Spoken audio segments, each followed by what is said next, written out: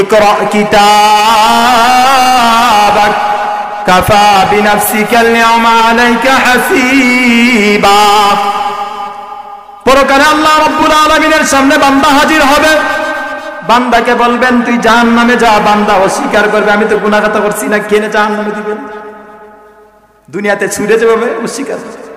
আল্লাহ তখন তার সামনে কিতাব দিবেন, তার আমলনামা দিবেন। আমলনামা আছে না? আপনারা যে ব্যবসা বাণিজ্য করেন লিখে রাখেন না? এমনি বিনা হিসাবে কি ব্যবসা করে লস খাইয়ে মরতেন নি, হিসাব রাখেন।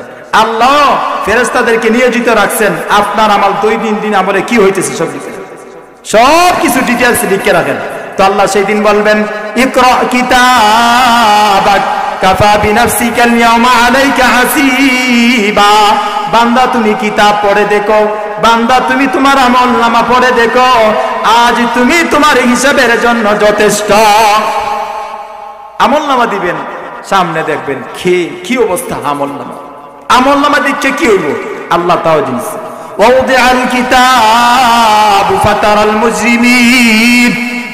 যখন বান্দার সামনে কিতাব দেওয়া হবে, আমলনামা দেওয়া হবে, বান্দা থর থর করে কাঁপতে থাকবে, বলতে থাকবে ওয়ায়াকুলুনা ইয়া ওয়াইলাতানা, বলবে হায় হায় আমাদের কি হলো, আমাদের কি হলো। মালি হাদাল কিতাব, এটা কেমন প্রমাণপত্র। লা ইউগাদিরু সাগীরাতাও ওয়ালা কাবীরাতান ইল্লা আহসাহা, এটা কেমন কিতাব যেই কিতাবের মধ্যে আমার ছোট থেকে ছোট, বড় থেকে বড় সব গুনাহগুলো বিদ্যমান রয়েছে, সব কিছুর ডিটেইলস রয়েছে, সব কিছুর বিবরণ রয়েছে। লা ইউগাদিরু সাগীরাতান ওয়ালা কাবীরাতান ইল্লা আহসাহা। সে বলবে আরে এটা কেমন কিতাব, সব কিছুই তো বর্ণনা, সব কিছুই তো। আমি ওই যে লেফের তুলে মোবাইল দিয়ে কি করছি, গাঙ্গের পারে বসে মোবাইল দিয়ে কি করছি, সব কিছু কেন আছে। আপনি থরথর করে কাঁপতে থাকবেন। সেই দিন অস্বীকার করতে পারবেন না, অস্বীকার করার সুযোগ নাই। মালিক আরো প্রমাণ করবেন, মালিক আরো প্রমাণ করবেন। আল-ইয়াওমা নাখতিমু আলা আফওয়াহিহিম ওয়া তুকাল্লিমুনা আইদিহিম। মালিক বলেন পরকালে আমি যারা বক্কার, যারা পাপাচার, যারা জালিম, তাদের মুখে আমি মোহর মেরে দিব। আল-ইয়াওমা নাখতিমু আলা আফওয়াহিহিম ওয়া তুকাল্লিমুনা আইদিহিম। তাদের হাত, অর্থাৎ আমার আপনার হাত, যদি আমি আপনি জালিম হই, পাপাচার হই, আল্লাহর সামনে কথা বলবে কি করছেন। এই দুইটা হাত বলে দিবে যে মালিক এই দুই হাতে অত্যাচার করছে, মানুষের উপর জুলুম করছে, মানুষকে তরবারি দ্বারা আঘাত করছে, বেদ দ্বারা আঘাত করেছে, মানুষের সম্পদ লুটতরাজ করেছে, টাকা পয়সা লুটতরাজ করেছে। অথচ এই দুইটা হাতকে আমরা কত সুন্দর করে রাখি কিনা। শীতের বেলা কত ধরনের মোজা ঠুজা লাগাইয়া কি জানি হাতের কষ্ট হয়, কি জানি হাত ময়লা যুক্ত হয়ে যায়, কত ধরনের সাবান, কত ধরনের ক্রিম আমরা ব্যবহার করি কিনা। এই হাতটা আমি কত সাজাইলাম, এই হাতকে আমি কত মায়া করলাম, এই হাত আপনার সামনে বেঈমানি করবে। মালিক বলতেছেন আল-ইয়াওমা নাখতিমু আলা আফওয়াহিহিম ওয়া তুকাল্লিমুনা আইদিহিম ওয়া তাশহাদু আরজুলুহুম বিমা কানু ইয়াকসিবুন। এই পা দ্বারা কত কিছু করছেন, আপনি যত কর্ম করেছেন সব কিছু পা বলে দিবে। অথচ পাওয়া যেন ঠান্ডা না লাগে, আমি নিজেও মোজা লাগাইছি, লাগান কিনা। এই পাকে ঠান্ডা থেকে মুক্ত রাখার জন্য আপনি প্রত্যেকেই মোজা ব্যবহার করি। কি জানি ঠান্ডা লেগে যায়, ঠান্ডা লাগলে আমার শরীরের ক্ষতি হবে, জ্বর হবে, কাশি হবে, আমার কষ্টবোধ হবে, এই জন্য মোজা লাগাই। অথচ সেই পা পরকালে আপনার আমার বিরুদ্ধে সাক্ষী দিবে যদি আপনি পাপাচার করি, অত্যাচার করি, জুলুম করি। ওয়াতাশহাদু আরজুলুহুম বিমা কানু ইয়াকসিবুন। আল্লাহ বলেন সেই দিন আপনার আমার প্রত্যেকের পাগুলি সাক্ষী দিবে আপনার বিরুদ্ধে। তো আমার স্নেহের মা বোনেরা, মহান আল্লাহ রাব্বুল আলামিনের দরবারে আমরা সর্বপ্রথম শুকরিয়া আদায় করি, সবাই পড়ি আলহামদুলিল্লাহ। দ্বীনি মাজলিস যেখানে হয় সেই এলাকার জন্য সেটা একটা রহমত। কেমন রহমত? যে দ্বীনের আলোচনা যেখানে হয়, কোরআনের আলোচনা যেখানে হবে, সেখানে ফেরেশতারা বেষ্টনী দিয়ে রাখে। যারা সেখানে আসে, দ্বীনের কথা শুনে, আল্লাহ রাব্বুল আলামিনের কাছে ফেরেশতারা তাদের জন্য ফরিয়াদ করে। কি ফরিয়াদ? মালিকের কাছে বলে, আল্লাহ তাদেরকে তুমি মাফ করে দাও। আল্লাহ ওই ফেরেশতাদেরকে শেষ মুহূর্ত পর্যন্ত সাক্ষী রেখে বলেন, যারা এই দ্বীনে মজলিসের সাথে সম্পর্ক রাখে তাদের উদ্দেশ্যে, তাদেরকে কেন্দ্র করে ফেরেশতাদেরকে বলেন যে তোমরা সাক্ষী থাকো, আমার ওই সমস্ত বান্দাদেরকে আমি মাফ করে দিলাম যারা দ্বীনি মজলিসে অংশগ্রহণ করেছে, শেষ পর্যন্ত থেকেছে। তা আপনারা ইনশাআল্লাহ থাকতে পারবেন শেষ পর্যন্ত? সম্মানিত হাজিরিন, আমি আপনাদের সামনে সূরা ফাতিরের একটি আয়াত তিলাওয়াত করেছি। যদি মহান আল্লাহ রাব্বুল আলামিন আমাকে তৌফিক দান করেন, তাহলে এই আয়াতকে সামনে রেখে আমার সংশোধন, আমার ইসলাহ, আপনাদের সংশোধন, আপনাদের ইসলাহ, গ্রামবাসী, এমনকি আমার এই মাইকের আওয়াজ যাদের কর্ণকুহরে পৌঁছতেছে, প্রত্যেকের ইসলাহের নিয়তে ইনশাআল্লাহ আলোচনা করব। আমার তেলাওয়াতকৃত আয়াতের মধ্যে আল্লাহ রাব্বুল আলামিন তিনটা শ্রেণীর কথা আলোচনা করেছেন, তিনটা দলের কথা আলোচনা করেছেন। আমরা দুনিয়াতে দেখি কত দল আছে কিনা? আমরা দুনিয়াতে বিভিন্ন সময়ের পালাক্রমে আমরা অনেক দলের আবির্ভাব দেখতে পাই। যেমন বর্তমানে একটি দল বিদায় হয়ে ভারতে চলে গেছে, অনেকে, কেউ লন্ডন, কেউ আমেরিকা গেছে কিনা। আরেকটি দল আসছে। আমি তাদের কোন দল মত নিয়ে আলোচনা করব না। মহান আল্লাহ রাব্বুল আলামিন এখানে যাদের আলোচনা করেছেন আমি তাদেরই আলোচনা করব। আমরা একটু মনোযোগ সহকারে এই তিনটা দলের পরিচয় জানতে হবে এবং আমি কোন শ্রেণীর, কোন দলের অন্তর্ভুক্ত তাও আমাকে জানতে হবে। অন্যথায় আমরা যদি তিনটা দলের মধ্যে এখানে একটা দল আছে খুবই খারাপ আর দুইটা দল আছে ভালো, একটা দলের পরিণত হবে সে জাহান্নাম ভোগ করতে হবে, আর দুইটা দলের মধ্যে একটা দল তার হিসাব হবে সহজভাবে, আর একটা দলকে বিনা হিসাবে জান্নাতে দিবে। এখন আমার আপনার বোঝার দরকার আছে কিনা যে আমি কোন দলের, কোন শ্রেণীর অন্তর্ভুক্ত। আমি কি ওই দলের অন্তর্ভুক্ত যারা জাহান্নামে যাবে, যারা শাস্তি ভোগ করবে, নাকি আমার হিসাব সহজ হবে আমি তার দলের অন্তর্ভুক্ত, নাকি আমার হিসাব সহজ হবে তাদের দলের অন্তর্ভুক্ত? বোঝার দরকার আছে কিনা। এই জন্য প্রত্যেককে মনোযোগ সহকারে কথাগুলি শুনতে হবে। আমার তেলাওয়াতকৃত আয়াতের মধ্যে আল্লাহ রাব্বুল আলামিন বলেন, ثم أورثنا الكتاب الذين اصطفينا من عبادنا। মহান আল্লাহ রাব্বুল আলামিন বলেন, আমার বান্দাদের মধ্য থেকে যাদেরকে আমি আমার কিতাবের জন্য মনোনীত করেছি, যাদেরকে আমার কিতাব দিয়েছি, কিতাবের জন্য আমি আমার বান্দাদের মধ্য থেকে যাদেরকে আমি নির্বাচিত করেছি, মনোনীত করেছি, চয়েস করেছি, ফামিনহুম যালিমুন লিনাফসিহি ওয়া মিনহুম মুকতাসিদ ওয়া মিনহুম সাবিকুন বিল খায়রাত। আল্লাহ বলেন, আমি যাদেরকে আমার বিধান দিয়েছি, কোরআন দিয়েছি, আমার বিধান কোরআনের জন্য আমি যাদেরকে নির্ধারণ করেছি, চয়েস করেছি, এদের মধ্যে তিনটা দল রয়েছে। তারা তিন দলে বিভক্ত। প্রথম নম্বর দলের নাম দিয়েছেন জালিম। বলেন তো জালিম নামটা সুন্দর না অসুন্দর? বলেন তো জালিম নামটা সুন্দর না অসুন্দর? অসুন্দর, ভয়ঙ্কর অসুন্দর, খুব মারাত্মক অসুন্দর। কেবরে যদি আমরা গ্রাম অঞ্চলে কাউকে জালিম বলে তেলে বেগুনে চলে উঠে কিনা। কারবারটা দেখো, আমি কত সুন্দর চলাফেরা করি, আমার গাড়িটা দিল কেন বলে জালিম। আল্লাহ এখানে আল্লাহ রাব্বুল আলামিন তার কিছু সংখ্যক বান্দাদেরকে জালিম বলে সম্বোধন করতেছেন। ওই কিছু সংখ্যক বান্দা কারা? আমরা, আমি না আপনি? এটা বোঝার আছে কি? আল্লাহ বলতেছেন, ফামিনহুম যালিমুন লিনাফসিহি, এক নম্বর দল হলো জালিম, যারা নিজের নফসের উপর জুলুম করেছে, অত্যাচার করেছে নিজের নফসের উপর। এই জন্য আমি বলছি আগেই যে এখানে আমি বিএনপি আওয়ামী লীগের কথা বলবো না। আমি বলতেছি আল্লাহ বলতেছেন, যে আল্লাহ বলতেছেন যারা নফসের উপর জুলুম করছে, এদের মধ্যে থেকে একটা দলের নাম হলো জালিম। এখন আসুন, এখানে শুধুমাত্র আল্লাহ জালিম শব্দ বলেছেন, ব্যাখ্যা নাই, ব্যাখ্যা আমাদেরকে জানতে হবে।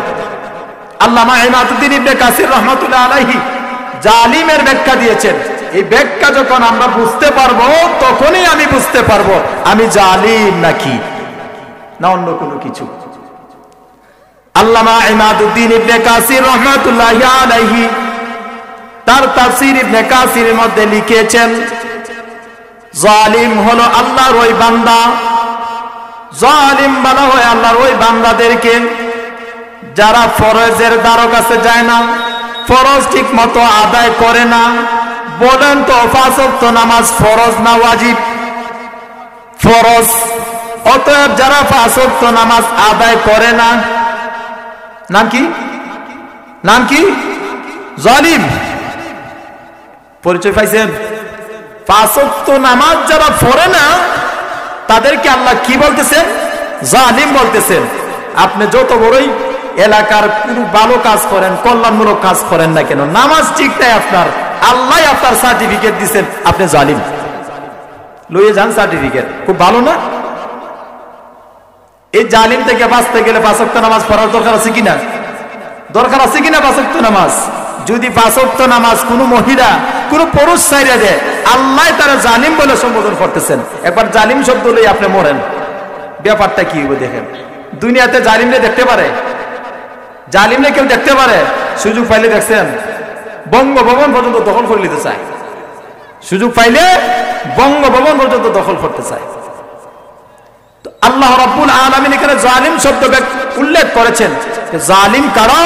আল্লামা ইমাদুদ্দিন ইবনে কাসির রাহমাতুল্লাহ আলাইহি বলেন যে ফরজ ঠিক মতো আদায় করে না। ফরজ কি? ফরজের কোন তোয়াক্কাই সে করে না, সব সময় হারামের মাঝে মুবতলা থাকে, ওয়াজিব তার কাছে ছুটে যায়, সুন্নতে মুআক্কাদা ছুটে যায়, মাকরুহে তাহরিমি যার দ্বারা হতে থাকে, ওই সমস্ত গুনার সাথে যারা জড়িত, আল্লামা ইমাদুদ্দিন ইবনে কাসির বলেন তারা হলো জালিম। জালিমের ব্যাখ্যা আমরা কি পাইলাম? ফরজ যে আদায় করে না, ফরজ যে আদায় করে না, ওয়াজিব যে আদায় করে না, সুন্নতে মুআক্কাদা যে আদায় করে না, হারাম কাজ করে, মাকরুহে তাহরিমি করে, তাদেরকে কি বলা হয়? জালিম। এই হিসেবে আমরা যারা শুক্রবারে জুমার নামাজে যাই না? যাই কিনা? জুমার নামাজের আগে সুন্নত আছে না, পরে সুন্নত আছে না? একদল আসেনি যে পরে সুন্নতে বাড়ি তুলতে, আছে কিনা? জালিম। গেলাম মসজিদে আল্লাহরে ডাকবার লাগি, আল্লাহর কাছ থেকে মাফি নিবার লাগি, সার্টিফিকেট লই আইলাম। কি সার্টিফিকেট কি নিয়ে আইলাম? আমরা মসজিদে কিসের লাগে যাই বলেন তো? আল্লাহর কাছে ক্ষমার জন্য যাই, আল্লাহর কাছ থেকে দয়া মায়া নেওয়ার জন্য আমরা মসজিদে যাই। ইমাম সাহেব কি ইসলামিক ফাউন্ডেশন থেকে কোন ত্রাণ লইয়ে বই তখন নাকি শুক্রবারে যে মুসলিরা আইব তাদের কিছু হাদিয়া দিতে হইব, আমার চাকরিটা দীর্ঘমেয়াদী হইব, এই ধরনের নিয়ত নিয়ে বই তখন, বরং উনি শুধুমাত্র দিনের কথা বোঝায়। আমরা যারা মসজিদে ঢুকি, ঢুকার পরে নামাজ পড়লাম, ইবাদত করলাম, সুন্নতে মুআক্কাদা সাইরে তুই আইলাম, সার্টিফিকেট কি পাইলাম? জালিমের। এজন্য আপনাকে বুঝতে হবে আপনি কোন শ্রেণীর, জালিমের অন্তর্ভুক্ত না অন্য কোন দলভুক্ত। আল্লামা ইমাদুদ্দিন ইবনে কাসির রাহমাতুল্লাহ আলাইহি বলতেছেন জালিম হলো ওই ব্যক্তি যে ফরজ আদায় করে না, সুন্নতে মুআক্কাদা আদায় করে না, ওয়াজিব আদায় করে না, হারামের মাঝে মুবতলা থাকে, তাকে বলা হয় জালিম। এখন হারাম আরো বলবো, কত কিছু আমার আপনার সমাজে হারাম আছে, অভাব নাই। আপনি আমার সার্টিফিকেট যে জালিম, কত কিছুর দ্বারা প্রমাণ হয়। আমি দেখা যাইতেছে সুদের মাঝে মুবতলা, সুদ স্যার আমি বুঝি না, আমার নাম জালিম। নামাজ পড়তেছি, ফজও পড়তেছি, সুদ খাইতেছি। সুদ কি হালাল না হারাম? হালাল না হারাম? আল্লাহ স্পষ্ট কোরআনে বলেছেন, আহাল্লাল্লাহুল বাইআ ওয়া হারামার রিবা। আল্লাহ রাব্বুল আলামিন বলেন, আমি ব্যবসা বাণিজ্যকে হালাল করেছি, তবে সুদকে আমি হারাম করেছি। আপনার নামাজ ঠিক আছে, হজও ঠিক আছে, যাকাতও ঠিক আছে, কিন্তু সুদ খান, সুদের মাঝে আপনি মুবতলা, আপনার নাম হলো জালিম। সমাজে আপনাকে যতই ভালো বলো, সমাজে আপনাকে যতই ভালো নেককারের সার্টিফিকেট দেখ, আল্লাহ রাব্বুল আলামিনের দৃষ্টিতে আপনি হলেন জালিম। 2 নম্বর দল, আল্লাহ রাব্বুল আলামিন 2 নম্বর দলের কথা বলতেছে। ثم أورثنا الكتاب الذين اصطفينا من عبادنا فمنهم ظالم لنفسه ومنهم مقتصد। 2 নম্বর দলের নাম হইল মুক্তাসিদ, মধ্যমপন্থী। মধ্যমপন্থীর ব্যাখ্যা দিয়েছেন আল্লামা ইমাদউদ্দিন ইবনে কাসির রাহমাতুল্লাহি আলাইহি। আল্লামা ইমাদউদ্দিন ইবনে কাসির রাহমাতুল্লাহি আলাইহি বলেন, মুক্তাসিদ হলো আল্লাহর ওই বান্দা। মুক্তাসিদ বলা হয় আল্লাহর ওই বান্দাকে ফরজও ঠিক আছে, ওয়াজিবও ঠিক আছে, সুন্নতে মুআক্কাদা ঠিক আছে, মাকরুহে তাহরিমি করে না, হারাম কাজ করে না, তবে মাঝে মাঝে সুন্নত ছুটে যায়, সুন্নতে গায়রে মুআক্কাদা ছুটে যায়, মাঝে মাঝে মাকরুহ জনিত কোনো কাজ করে ফেলে, হালকা কোনো গুনার কাজ করে ফেলে। আল্লাহর ওই বান্দাকে বলা হয় মুক্তাসিদ। আল্লাহর ওই বান্দাকে কি বলা হয়? মুক্তাসিদ। 3 নম্বর দল, ফামিনহুম যালিমুন লিনাফসিহি ওয়া মিনহুম মুক্তাসিদ ওয়া মিনহুম সাবিকুন বিল খায়রাত। যেও করে না, অর্থাৎ তার দ্বারা কোনো ধরনের গুনাহ হাতা হয় না, তাকে বলা হয় সাবিক বিল খায়রাত, তাকে বলা হয় নেক কাজে অগ্রগামী। শ্রেণী কয়টা পাইলাম? 3টা। কয়টা পাইলাম? কয় শ্রেণী পাইলাম? 1 নম্বর হইল জালিম, আরেক নাম হইল মুক্তাসিদ, আরেকটা নাম হইল সাবিক বিল খায়রাত। 3টা শ্রেণী পাইলাম। এখন 3টা শ্রেণীর পরিণতি কি? পরিচয় তো আমরা পাইলাম, এই 3টা শ্রেণীর পরিণতি কি হবে জানার দরকার আছে কিনা? ফলাফল কি হবে, ভালো না খারাপ, জানার দরকার আছে কিনা? 3টা শ্রেণীর পরিচয় আমরা পেলাম, এবার আমরা 3টা শ্রেণীর ফলাফল দেখি কি হয়। প্রথম নম্বর দল হলো জালিম। জালিমকে আল্লাহ রাব্বুল আলামিন জাহান্নামে শাস্তি দিবেন। কতদিনের জন্য মালিকই ভালো জানেন। তবে হাদিসে আমরা শুনি জানি, 1 ওয়াক্ত নামাজের জন্য 2,88,00,000 বছর। একটা ওয়াক্ত নামাজ যদি আপনি ছাড়েন, 2,88,00,000 বছর আল্লাহ জাহান্নামে দিবেন। তাহলে যদি আপনি 60 বছরে যদি লাগাতার নামাজ ছাড়েন, আপনার কি পরিণতি কি হবে? আপনার কি পরিণতি হবে বলেন? এই যে আমরা নামাজ ছাড়তেছি, দৈনন্দিন 5 ওয়াক্ত নামাজের জন্য মুয়াজ্জিন কত সুন্দর করে আপনাকে ডাকে, এত সুন্দর এলান, এত সুন্দর ঘোষণা দুনিয়ার কেউ দেয় না, কেউ দিবেও না। মুয়াজ্জিন কি বলে জানেন? আমরা জানি, হাইয়া আলাস সালাম, হাইয়া আলাস সালাম, হাইয়া আলাল ফালাহ, হাইয়া আলাল ফালাহ। মুয়াজ্জিন প্রতিদিন 5 ওয়াক্ত মাত্র 3,000 টাকা দেন, 4,000 টাকা দেন। শীতকালে ঘুম থেকে জাগ্রত হইয়া এলাকাবাসীকে বলে, ও আমার এলাকাবাসী আসো, নামাজের দিকে আসো, কল্যাণের দিকে আসো, বলে কিনা? প্রতিটা দিন মুয়াজ্জিন আপনাকে বলে, হাইয়া আলাস সালাহ, কল্যাণের দিকে আসো, হাইয়া আলাল ফালাহ, নামাজের দিকে আসো। সেই নামাজ আপনার কাছ থেকে ছুটতেছে কিনা? প্রতিদিন ছুটতেছে কিনা? প্রতিদিন আপনার আমার কাছ থেকে সেই নামাজ যাইতেছে। কেমনে আপনি পরকালে ছাড় পাবেন? 1 ওয়াক্ত নামাজের জন্য যদি 2,88,00,000 বছর জ্বলতে হয়, 5 ওয়াক্ত নামাজ আপনি 60টা বছর ছাড়ছেন, আপনার কি পরিণতি হবে? সেই দিন জালিম আবার এই কথা কইব, আল্লাহ আমি তো গুনাহ তা করছি না। আমরা তো এখনো চুরে ধরলে চুরে প্রথম কি স্বীকার করি নাইনি? চুরে প্রথম স্বীকার করে না, প্রথমে স্বীকার করে না, বাড়ি দিলেও স্বীকার করে না, না বেটা আমি করছি না, আন্তাজি তুমি আমার বাইরেও কেনে, আন্তাজি তুমি আমার গাইলেও কেন, আমি চুরি করছি না। পরে তার সামনে যখন সিসি ক্যামেরা আনা হয় তখন তো হতো বা সিসি ক্যামেরার মাঝে কোন সময় চাবি লইছে, কোন সময় দরজা ভাঙছে, সব কিছু প্রকাশ পাই। আল্লাহর কাছে সিসি ক্যামেরা নাই। দুনিয়ার মানুষে আল্লাহ সৃষ্টি করছেন, কে সৃষ্টি করছেন? মানুষের বেন কতটুকু, মানুষের বেন কতটুকু? সারা দুনিয়ার মানুষ যদি ঐক্যবদ্ধ হইয়া আল্লাহর ইঞ্চি পরিমাণ জ্ঞানের মতো জ্ঞান হবেনি। দেখেন চাই আল্লাহ এই যে আসমানটাকে সাজাইছেন, কুটি আছে, আরে তো একটা প্যান্ডেল দিদি বাবা কোথা, এইখানে একটা, এইখানে একটা, এইখানে একটা, টাচ খাইবেন, আন্দার থাকলে টাচ খাইবেন। কিন্তু এই যে আল্লাহ আকাশটারে কি সুন্দর করে, এত বড় আকাশ, এত বড় আকাশ সাজাইছেন, একটা কুটি দেন নাই। কেমন মালিক, কেমন মালিক বুঝেন। বড় আফসোস লাগে আজকে প্রতিটা দিন আপনি আমি 5 ওয়াক্ত নামাজ ছেড়ে দিতেছি। কি পরিণতি পরকালে হবে, কেমন পরিণতি হবে, কেমন পরিণতি হবে। আয়াতে কারিমার মধ্যে আল্লাহ রাব্বুল আলামিন জানিয়ে দিয়েছেন, কোরআনের অসংখ্য আয়াতের মধ্যে আমি একটা আয়াতের কথা বলি। পরকালে জালিম যখন আল্লাহর কাছে সাক্ষাৎ হবে, জালিম অস্বীকার করতে চাইবে, তখন আল্লাহ বলবেন বাঁচতে পারবে, বাস আর কোনো কুদরত নাই, অস্বীকার করবেন যে আমি করছি না। দুনিয়াতে অস্বীকার করে সার পাওয়া যায় না, সিসি ক্যামেরা দেখাই দেয়, হত্যা করছে না, বাদে দেখা যায় সম্পূর্ণ ডিটেলস, কেমনে ঢুকছে, কেমনে বাইরেছে, কোন চাকু নিছে, কারে কারে নিছে, কোন বেগে ভরছে, সব কিছু কর। অথচ তার মেধা ফোসা গান্না মেধা। আর আল্লাহ সবচেয়ে বড় আলিমুল গায়ব, আল্লাহর নাম হলো আলিম। আল্লাহ সর্ব বিষয় জ্ঞানী, আল্লাহর মতো জ্ঞানী কেউ নাই। কারণ আল্লাহ আমরা সৃষ্টি করছে, সমস্ত জিনিস সৃষ্টি করছে ওই মালিকে। আপনারা কি আপনার যে গুনাহ খাতা করছেন এগুলা পরিচয় নিতে পারবেন না? আল্লাহ আরো বলেন, ওয়া খরাজাতিল আরদু আথকালাহা ওয়া ক্বালাল ইনসানু মা লাহা।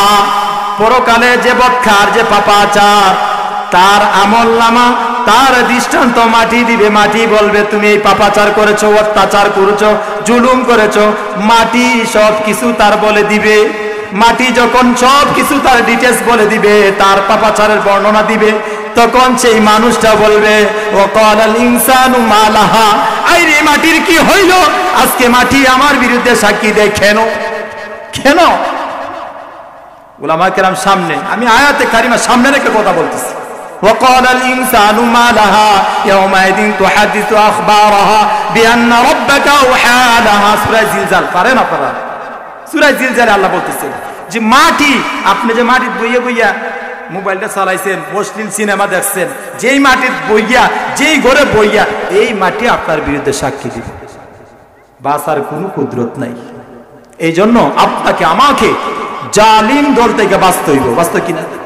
2 নম্বর দলের পরিচয় দিয়েছিলাম, যারা ঠিকমতো নামাজ ফরজ আদায় করে, ওয়াজিব আদায় করে, সুন্নতে মুআক্কাদা আদায় করে, তাদেরকে আল্লাহ রাব্বুল আলামিন পরকালে হিসাব নিবেন সহজভাবে। ওয়া মুক্তাসিদুহুম ইউহাসাবুহুম হিসাবান ইয়াসীরা। যারা মুক্তাসিদ অর্থাৎ মধ্যমপন্থী, হারামের দ্বারা কাছে যায় না, মাকরুহে তাহরিমি করে না, তো মাঝে মাঝে সুন্নতে গয়রে মুআক্কাদা, অর্থাৎ আসরের যে একটা সুন্নত আছে না, এটা সুন্নতে গয়রে মুআক্কাদা, যদি কোনো সময় ছুটে যায় আপনাকে আল্লাহ পরকালে কি করবেন না, পাকড়াও করবেন। এই ধরনের কোনো সুন্নত যদি আপনার ছুটে যায়, কিন্তু আপনার ফরজ ওয়াজিব এগুলো ঠিক আছে, হারামের দ্বারা কাছে যান না, মাকরুহে তাহরিমের দ্বারা কাছে যান না, এগুলো আপনি যদি ঠিকভাবে আদায় করতে পারেন, আপনার হিসাব আল্লাহ পরকালে সহজভাবে নেবেন। 3 নম্বর দল, অর্থাৎ সমস্ত কল্যাণ কাজ সে করে, কোনো ধরনের গুনাহ খাতা সে করে না, আল্লাহ রাব্বুল আলামিন পরকালে ওই ব্যক্তিকে ইয়াদখুলুনা ফিল জান্নাতি বিগাইরি হিসাব, বিনা হিসাবে জান্নাতে দিবে। তো আমরা কমপক্ষে মুক্তাসিদ দলের অন্তর্ভুক্ত হওয়ার চেষ্টা করি। 3টা শ্রেণী আমরা পাইলাম। জালিম, জালিম তো বড় ভয়ঙ্কর একটা দল। এই দলের অন্তর্ভুক্ত আমরা কিভাবে বাঁচতে পারি এই দল থেকে, এই চিন্তা ফিকির নিয়ে আপনাকে চলতে হবে। এবং মুক্তাসিদ দলের অন্তর্ভুক্ত হয়ে পরকালে যাতে আল্লাহ রাব্বুল আলামিন আপনার আমার হিসাবটা সহজ নেন, এই চিন্তা ফিকির মাথায় নিয়ে আপনাকে আমাকে এখন থেকে, অতীতে যাই হয়েছে, এখন থেকে সামনে আমার জীবনের ফরজ ওয়াজিব সুন্নতে মুআক্কাদা যেন কোনোদিন না ছুটে, কোনোদিন কোনো হারাম কবিরা গুনাহ যেন আমার দ্বারাতে না হয়, মাকরুহে তাহরিমে যাতে আমার দ্বারাতে না হয়, এই চিন্তা ফিকির মাকতাত নিয়েই জীবন পরিচালনা করতে হবে। অন্যথায় মরার আগে যদি আমি জালিল দলের অন্তর্ভুক্ত হইয়া মরি, সব কিছুই আপনাদের সামনে কোরআন থেকে বললাম, কেমন অবস্থা হবে, কেমন ভয়াবহ অবস্থা হবে, কেমন দুরবস্থা হবে। আরে দুনিয়াতে একটা দৃষ্টান্ত দিয়ে শেষ দেই। দুনিয়াতে আমরা দেখি কেউ যদি বিপদে পড়ে, যেমন ঘরে আগুন লাগছে, পাড়া প্রতিবেশী আসে কিনা? পাড়া প্রতিবেশী আসে কিনা? আসে।